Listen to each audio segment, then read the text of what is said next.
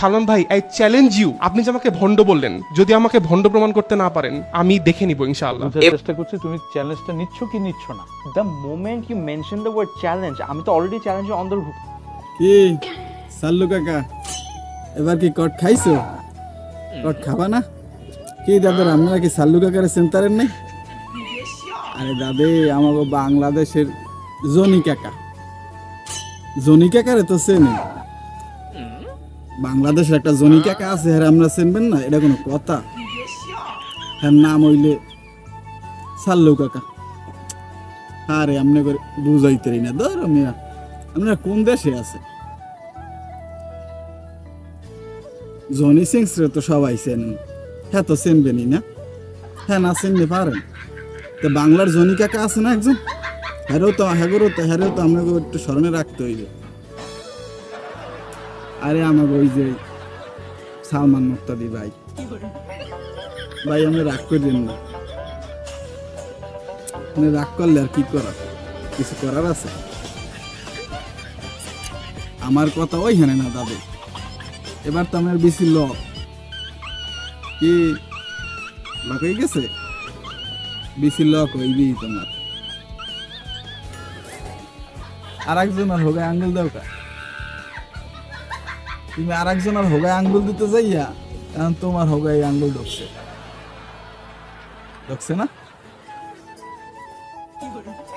তোমার বাসার সামনে রাতুল মিয়া কইছে তোমার বাসার সামনে সবাই মিলিয়া যাই সিরিয়াল দিয়ে মনে করো আগে থেকে কি আর বাসার তেই বাইরেই তার বাড়া এই কাম করতে হইবে, তোমার বাসার সামনে এই কাম করতে হইবে। তোমার আগা উচিত তোমার মোহে,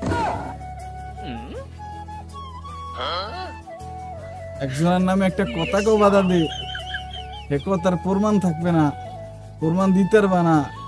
তুমি এখন কি কও যে আমি আলটিমেটাম নেই না, আমি আলটিমেটাম দেই।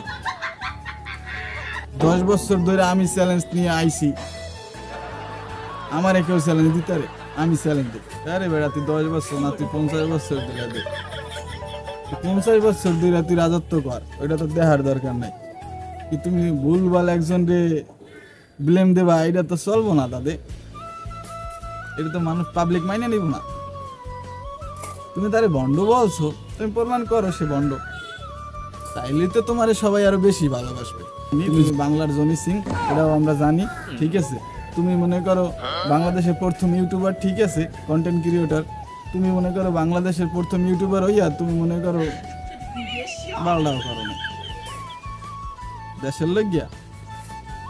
যুব সমাজ কও আর ওই কও যাই কও, শিক্ষণীয় তুমি ভিডিও যাতে কিছুই বানাও না, তুমি বানাইছো কি জানো? আর কইলাম না, থাক, আমার স্মরণ করে আমি কম।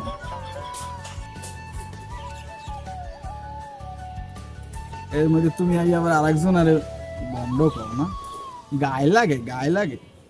বউ ব্যবসায়ী কইছে দেখে গায়ে লাগে, বউ ব্যবসা করে এর লিগেই তো বউ ব্যবসায়ী কইছে। তোমার গায়ে লাগছে, তুমিও করো মনে হয় এখন, এর লিগে তোমারও গায়ে লাগছে। বউ ব্যবসা করা যাইবে না, তো ভুল কিছু কয় নাই, কইছে ভুল কিছু কিন্তু কয় নাই। ইসলামে বউ ব্যবসা করে খাওয়া ঠিক না তাদের, তো ভুল কিছু কয় নাই। তুমি বউ ব্যবসা করে খাবা, খাও, এটা তোমার ব্যক্তিগত কথা। তুমি আর একজন আর কোন দিয়ে আঙ্গুল দাও খুললেই,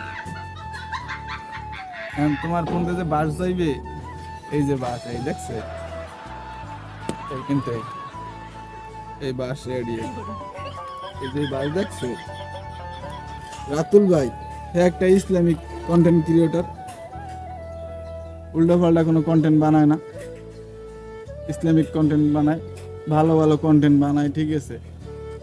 আর কন্টেন্ট ক্রিয়েটরের পাশাপাশি ব্যবসাও করে, অনেক কয়েকটা বিজনেসও আছে। আর মূলত আমি আর ওইরকম ভালোভাবে চিনিও না, ঠিক আছে? আমি আর বড় ওইরকম ফ্যানও না, কিন্তু আমি আর কিছু কিছু ভিডিও দেখছি যেগুলোর ভিতরে আমি আর কোনো খারাপ দিক পাইনি, সে ভালো ভিডিওই বানায়। কিন্তু দাদে মগো বাংলাদেশে যে কি শুরু হয়েছে দাদে, এর ফোন দিয়ে ও আঙ্গুল দেবে, আর ফোন দিয়ে ও আঙ্গুল দেবে, এই আঙ্গুল দেওয়া দিয়ে শুরু করছে। আরে আঙ্গুল দেওয়া স্কিল লেগে বলদ গুলো, এই যে বাস দেখো না, বাস দিবে। যাই হোক সালমান ভাই ইনি কিন্তু আপনি ভুল করছেন। আপনি যদি একজনের বিরুদ্ধে যে অভিযোগ আনছেন আর প্রমাণই যদি আমাদের না থাকে, তাহলে আপনি এর বিরুদ্ধে অভিযোগ করবেন কি লেগে? ঠিক আছে, দেখেন রিফাত ভাই ক্ষমা টমা করেনি, কারণ হে তো ইসলামিক মাইন্ডের লোক, ক্ষমা করে দেবে, সমস্যা নাই। যাই হোক দাদার আজকের মতো এই পর্যন্তই, দেখা হয় পরবর্তী ভিডিওতে। ভালো থাকেন, আল্লাহ হাফেজ।